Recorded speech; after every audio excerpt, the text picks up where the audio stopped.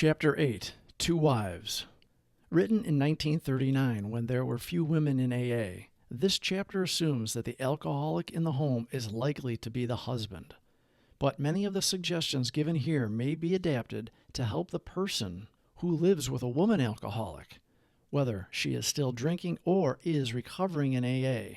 A further source of help is noted on page 121. With few exceptions, our book thus far has spoken of men, but what we have said applies quite as much to women. Our activities in behalf of women who drink are on the increase. There is every evidence that women regain their health as readily as men if they try our suggestions. But for every man who drinks, others are involved. The wife who trembles in fear of the next debauch. The mother and father who see their son wasting away. Among us are wives, relatives, and friends whose problem has been solved, as well as some who have not yet found a happy solution. We want the wives of Alcoholics Anonymous to address the wives of men who drink too much. What they say will apply to nearly everyone bound to ties of blood or affection to an alcoholic. As wives of Alcoholics Anonymous, we would like you to feel that we understand as perhaps few can. We want to analyze mistakes we have made. We want to leave you with the feeling that no situation is too difficult and no unhappiness too great to be overcome. We have traveled a rocky road. There is no mistake about that. We have had long rendezvous with hurt pride, frustration, self-pity, misunderstanding, and fear. These are not pleasant companions. We have been driven to maudlin sympathy, to bitter resentment. Some of us veered from extreme to extreme, ever hoping that one day our loved ones would be themselves once more. Our loyalty and desire that our husbands hold up their heads and be like other men have begotten all sorts of predicaments. Our loyalty and the desire that our husbands hold up their heads and be like other men have begotten all sorts of predicaments. We have been unselfish and self-sacrificing. We have told innumerable lies to protect our pride and our husbands' reputations. We have prayed, we have begged, we have been patient. We have struck out viciously. We have run away. We have been hysterical. We have been terror-stricken. We have sought sympathy. We have had retaliatory love affairs with other men. Our homes have been battlegrounds many an evening. In the morning we have kissed and made up. Our friends have counseled chucking the men, and we have done so with finality, only to be back in a little while hoping, always hoping. Our men have sworn great solemn oaths that they were through drinking forever. We have believed them when no one else could or would. Then, in days, weeks, or months, a fresh outburst. We seldom had friends at our homes, never knowing how or when the men of the house would appear. We could make few social engagements. We came to live almost alone. When we were invited out, our husbands sneaked so many drinks that they spoiled the occasion. If, on the other hand, they took nothing, their self-pity made them killjoys. There was never financial security. Positions were always in jeopardy or gone. An armored car could not have brought the pay envelopes home. The checking account melted like snow in June. Sometimes there were other women. How heartbreaking was this discovery. How cruel to be told they understood our men as we did not. The bill collectors, the sheriffs, the angry taxi drivers, the policemen, the bums, the pals, and even the ladies they sometimes brought home. Our husbands thought we were so inhospitable. Joy killer, nag, wet blanket. That's what they said. Next day, they would be themselves again, and we would forgive and try to forget. We have tried to hold the love of our children for their father. We have told small tots that father was sick, which was much nearer the truth than we realized. They struck the children, kicked out door panels, smashed treasured crockery, and ripped the keys out of pianos. In the midst of such pandemonium, they may have rushed out, threatening to live with the other woman forever. In desperation, we have even got tight ourselves, the drunk to end all drunks. The unexpected result was that our husbands seemed to like it. Perhaps at this point we got a divorce and took the children home to father and mother. Then we were severely criticized by our husbands' parents for desertion. Usually we did not leave. We stayed on and on. We finally sought employment ourselves as destitution faced us and our families. We began to ask medical advice as the sprees got closer together. The alarming physical and mental symptoms, the deepening pall of remorse, depression, and inferiority that settled down on our loved ones. These things terrified and distracted us. As animals on a treadmill, we have patiently and wearily climbed, falling back in exhaustion after each futile effort to reach solid ground. Most of us have entered the final stage with its commitment to health resorts, sanitariums, hospitals, and jails. Sometimes there were screaming delirium and insanity. Death was often near. Under these conditions, we naturally made mistakes. Some of them rose out of ignorance of alcoholism. Sometimes we sensed dimly that we were dealing with sick men. Had we fully understood the nature of the alcoholic illness, we might have behaved differently. How could men who love their wives and children be so unthinking, so callous, so cruel? There could be no love in such persons, we thought.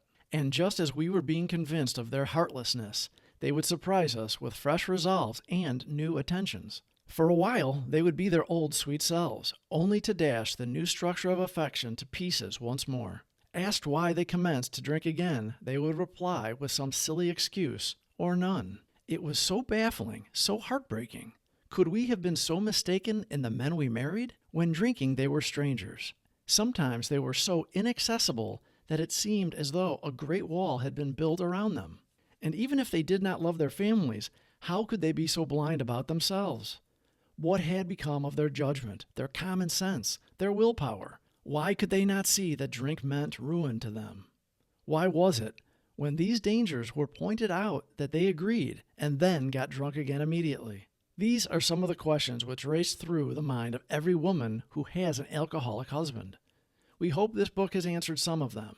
Perhaps your husband has been living in that strange world of alcoholism where everything is distorted and exaggerated. You can see that he really does love you with his better self. Of course, there is such a thing as incompatibility, but in nearly every instance, the alcoholic only seems to be unloving and inconsiderate. It is usually because he is warped and sickened that he says and does these appalling things. Today, most of our men are better husbands and fathers than ever before. Try not to condemn your alcoholic husband, no matter what he says or does. He is just another very sick, unreasonable person. Treat him, when you can, as though he had pneumonia. When he angers you, remember that he is very ill. There is an important exception to the foregoing. We realize some men are thoroughly bad-intentioned, that no amount of patience will make any difference. An alcoholic of this temperament may be quick to use this chapter as a club over your head. Don't let him get away with it. If you are positive he is one of this type, you may feel you had better leave. Is it right to let him ruin your life and the lives of your children? Especially when he has before him a way to stop his drinking and abuse if he really wants to pay the price. The problem with which you struggle usually falls into one of four categories. 1. Your husband may be only a heavy drinker. His drinking may be constant, or it may be heavy only on certain occasions. Perhaps he spends too much money for liquor. It may be slowing him up mentally and physically, but he does not see it. Sometimes he is a source of embarrassment to you and his friends. He is positive he can handle his liquor, that it does him no harm, that drinking is necessary in his business. He would probably be insulted if he were called an alcoholic. This world is full of people like him. Some will moderate or stop altogether, and some will not. Of those who keep on, a good number will become true alcoholics after a while. 2. Your husband is showing lack of control, for he is unable to stay on the water wagon even when he wants to. He often gets entirely out of hand when drinking. He admits this is true, but is positive that he will do better. He has begun to try, with or without your cooperation, various means of moderating or staying dry.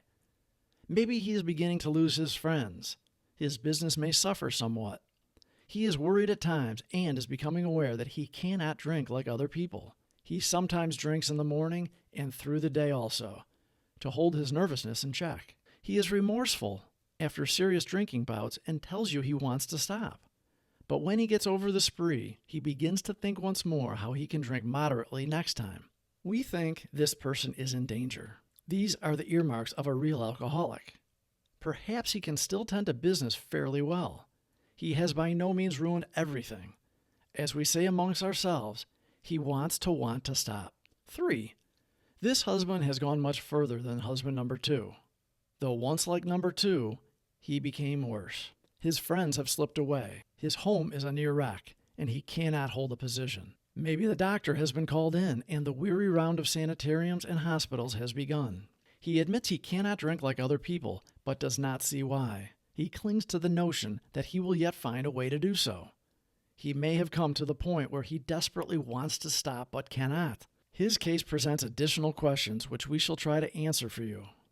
You can be quite hopeful of a situation like this. 4. You may have a husband of whom you completely despair. He has been placed in one institution after another. He is violent, or appears definitely insane when drunk. Sometimes he drinks on the way home from the hospital. Perhaps he has had delirium tremens. Doctors may shake their heads and advise you to have him committed. Maybe you have already been obliged to put him away. This picture may not be as dark as it looks. Many of our husbands were just as far gone. Yet they got well. Let's now go back to husband number 1. Oddly enough, he is often difficult to deal with. He enjoys drinking. It stirs his imagination. His friends feel closer over a highball. Perhaps you enjoy drinking with him yourself when he doesn't go too far. You have passed happy evenings together, chatting and drinking before your fire. Perhaps you both like parties, which would be dull without liquor. We have enjoyed such evenings ourselves. We had a good time. We know all about liquor as a social lubricant. Some, but not all of us, think it has its advantages when reasonably used. The first principle of success is that you should never be angry. Even though your husband becomes unbearable and you have to leave him temporarily, you should, if you can, go without rancor. Patience and good temper are most necessary. Our next thought is that you should never tell him what he must do about his drinking. If he gets the idea that you are a nag or a killjoy, your chance of accomplishing anything useful may be 0.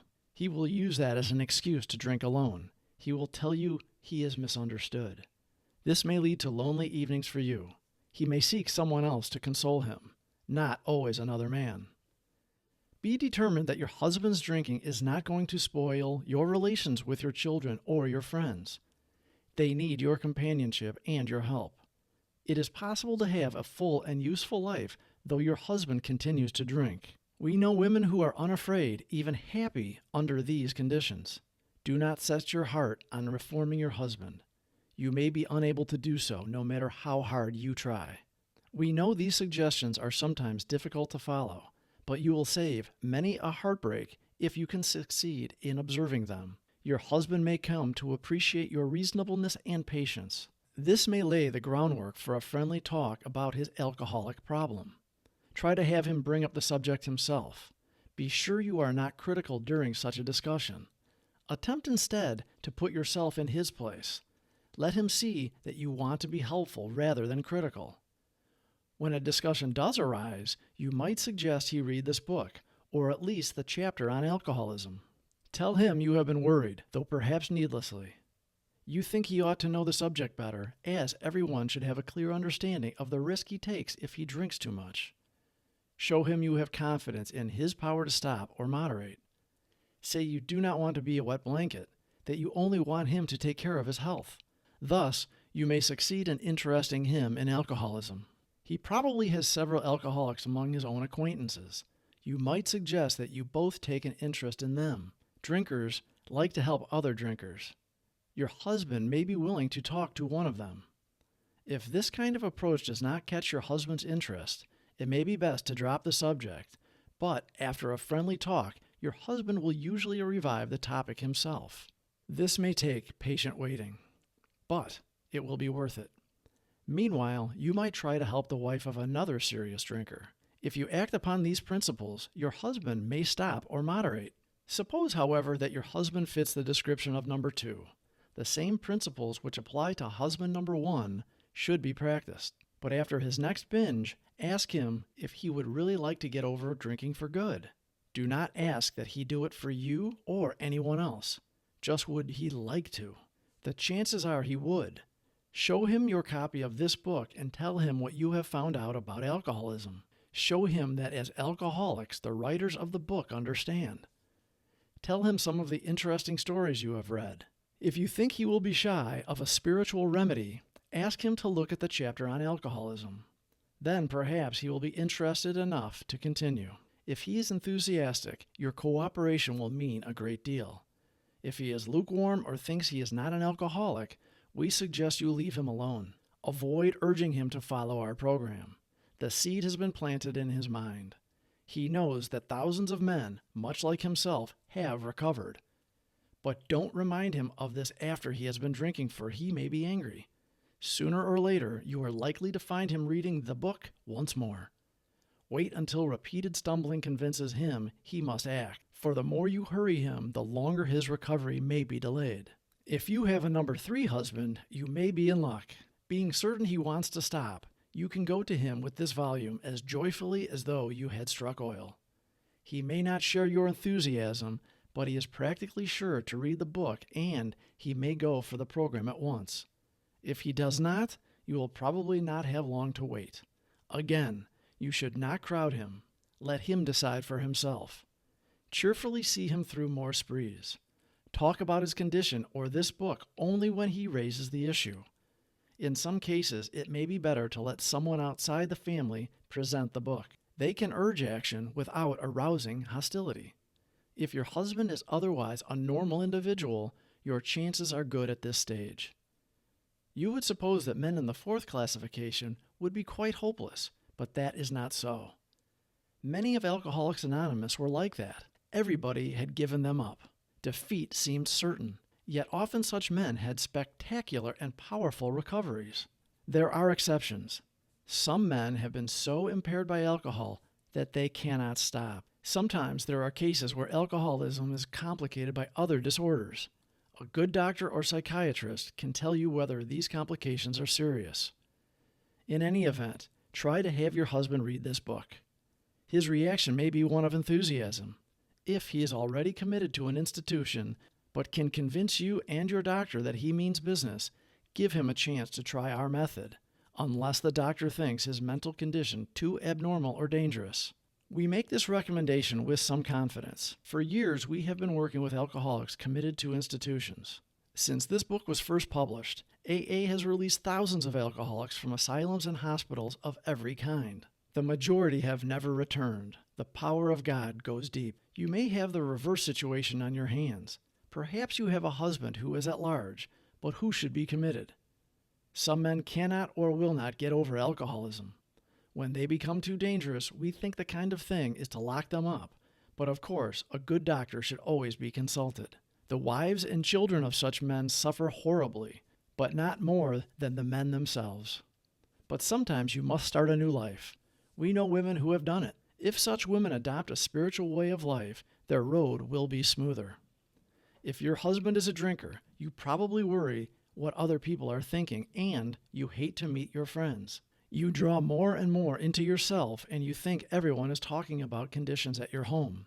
You avoid the subject of drinking, even with your own parents. You do not know what to tell the children. When your husband is bad, you become a trembling recluse, wishing the telephone had never been invented. We find that most of this embarrassment is unnecessary. While you need not discuss your husband at length, you can quietly let your friends know the nature of his illness. But you must be on guard not to embarrass or harm your husband. When you have carefully explained to such people that he is a sick person, you will have created a new atmosphere. Barriers which have sprung up between you and your friends will disappear with the growth of sympathetic understanding. You will no longer be self-conscious or feel that you must apologize as though your husband were a weak character. He may be anything but that. Your new courage, good nature, and lack of self-consciousness will do wonders for you socially. The same principle applies in dealing with the children. Unless they actually need protection from their father, it is best not to take sides in any argument he has with them while drinking. Use your energies to promote a better understanding all around. Then that terrible tension which grips the home of every problem drinker will be lessened. Frequently, you have felt obliged to tell your husband's employer and his friends that he was sick, when, as a matter of fact, he was tight. Avoid answering these inquiries as much as you can. Whenever possible, let your husband explain. Your desire to protect him should not cause you to lie to people when they have a right to know where he is and what he is doing. Discuss this with him when he is sober and in good spirits. Ask him what you should do if he places you in such a position again. But be careful not to be resentful about the last time he did so. There is another paralyzing fear. You may be afraid your husband will lose his position.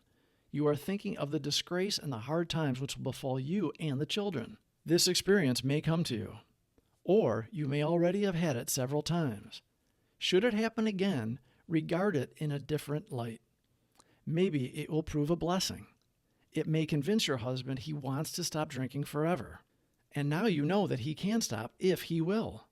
Time after time, this apparent calamity has been a boon to us, for it opened up a path which led to the discovery of God. We have elsewhere remarked how much better life is when lived on a spiritual plane. If God can solve the age-old riddle of alcoholism, he can solve your problems too.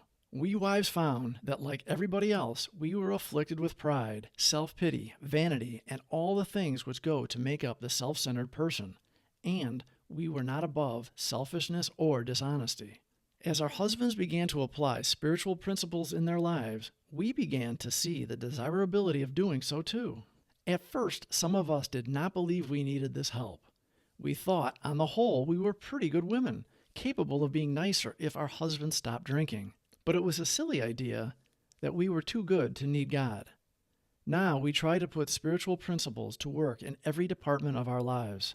When we do that, we find it solves our problems too. The ensuing lack of fear, worry, and hurt feelings is a wonderful thing. We urge you to try our program, for nothing will be so helpful to your husband as the radically changed attitude toward him which God will show you how to have. Go along with your husband if you possibly can. If you and your husband find a solution for the pressing problem of drink, you are, of course, going to be very happy. But all problems will not be solved at once. Seed has started to sprout in a new soil, but growth has only begun. In spite of your newfound happiness, there will be ups and downs. Many of the old problems will still be with you. This as it should be. The faith and sincerity of both you and your husband will be put to the test. These workouts should be regarded as part of your education, for thus you will be learning to live. You will make mistakes, but if you are in earnest, they will not drag you down. Instead, you will capitalize them. A better way of life will emerge when they are overcome. Some of the snags you will encounter are irritation, hurt feelings, and resentments. Your husband will sometimes be unreasonable and you will want to criticize. Starting from a speck on the domestic horizon, great thunderclouds of dispute may gather. These family dissensions are very dangerous, especially to your husband. Often you must carry the burden of avoiding them or keeping them under control. Never forget that resentment is a deadly hazard to an alcoholic. We do not mean that you have to agree with your husband whenever there is an honest difference of opinion. Just be careful not to disagree in a resentful or critical spirit. You and your husband will find that you can dispose of serious problems easier than you can the trivial ones. Next time you and he have a heated discussion, no matter what the subject, it should be the privilege of either to smile and say, "This is getting serious. I'm sorry I got disturbed. Let's talk about it later." If your husband is trying to live on a spiritual basis, he will also be doing everything in his power to avoid disagreement or contention. Your husband knows he owes you more than sobriety. He wants to make good. Yet you must not expect too much. His ways of thinking and doing are the habits of years. Patience, tolerance, understanding, and love are the watchwords. Show him these things in yourself, and they will be reflected back to you from him. Live and let live is the rule. If you both show a willingness to remedy your own defects, there will be little need to criticize each other. We women carry with us a picture of the ideal man, the sort of chap we would like our husbands to be. It is the most natural thing in the world, once his liquor problem is solved, to feel that he will now measure up to that cherished vision. The chances are he will not, for like yourself, he is just beginning his development. Be patient. Another feeling we are very likely to entertain is one of resentment that our love and loyalty could not cure our husbands of alcoholism. We do not like the thought that the contents of a book or the work of another alcoholic has accomplished in a few weeks that for which we struggled for years. At such moments, we forget that alcoholism is an illness over which we could not possibly have had any power. Your husband will be the first to say it was your devotion and care which brought him to the point where he could have a spiritual experience. Without you, he would have gone to pieces long ago. When resentful thoughts come, try to pause and count your blessings. After all, your family is reunited. Alcohol is no longer a problem, and you and your husband are working together towards an undreamed of future. Still, another difficulty is that you may become jealous of the attention he bestows on other people, especially alcoholics. You have been starving for his companionship, yet he spends long hours helping other men and their families. You feel he should now be yours. The fact is that he should work with other people to maintain his own sobriety. Sometimes he will be so interested that he becomes really neglectful. Your house is filled with strangers. You may not like some of them. He gets stirred up about their troubles, but not at all about yours. It will do little good if you point that out and urge more attention for yourself. We find it a real mistake to dampen his enthusiasm for alcoholic work. You should join in his efforts as much as you possibly can. We suggest that you direct some of your thought to the wives of his new alcoholic friends. They need the counsel and love of a woman who has gone through what you have. It is probably true that you and your husband have been living too much alone, for drinking many times isolates the wife of an alcoholic. Therefore, you probably need fresh interests and a great cause to live for as much as your husband. If you cooperate rather than complain, you will find that his excess enthusiasm will tone down. Both of you will awaken to a new sense of responsibility for others. You, as well as your husband, ought to think of what you can put into life instead of how much you can take out. Inevitably, your lives will be fuller for doing so. You will lose the old life to find one much better. Perhaps your husband will make a fair start on the new basis, but just as things are going beautifully, he dismays you by coming home drunk. If you are satisfied he really wants to get over drinking, you need not be alarmed. Though it is infinitely better that he have no relapse at all, as has been true with many of our men, it is by no means a bad thing in some cases. Your husband will see at once that he must redouble his spiritual activities if he expects to survive. You need not remind him of his spiritual deficiency. He will know of it. Cheer him up and ask him how you can still be more helpful.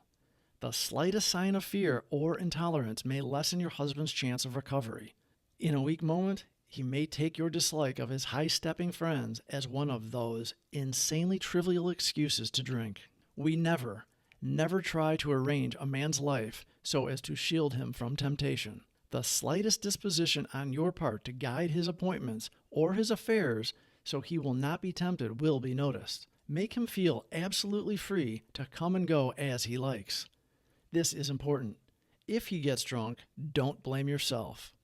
God has either removed your husband's liquor problem or he has not. If not, it had better be found out right away. Then you and your husband can get right down to fundamentals. If a repetition is to be prevented, place the problem, along with everything else, in God's hands. We realize that we have been giving you much direction and advice. We may have seemed to lecture. If that is so, we are sorry, for we ourselves don't always care for people who lecture us. But what we have related is based upon experience, some of it painful. We had to learn these things the hard way. That is why we are anxious that you understand and you avoid these unnecessary difficulties. The Fellowship of Al-Anon Family Groups was formed about 13 years after this chapter was written. Though it is entirely separate from Alcoholics Anonymous, it uses the general principles of the AA program as a guide for husbands, wives, relatives, friends, and others close to alcoholics. The foregoing pages, though addressed only to wives, indicate the problem such people may face. Al-anon, for teenage children of alcoholics, is a part of Al-Anon. If there is no Al-Anon listing in your local telephone book, you may obtain further information on Al-Anon/Al-anon family groups by writing to this World Service Office, 1600 Corporate Landing Parkway, Virginia Beach, Virginia, 23454. So to you out there who may soon be with us, we say good luck and God bless you. Please subscribe for more videos. Thank you for watching.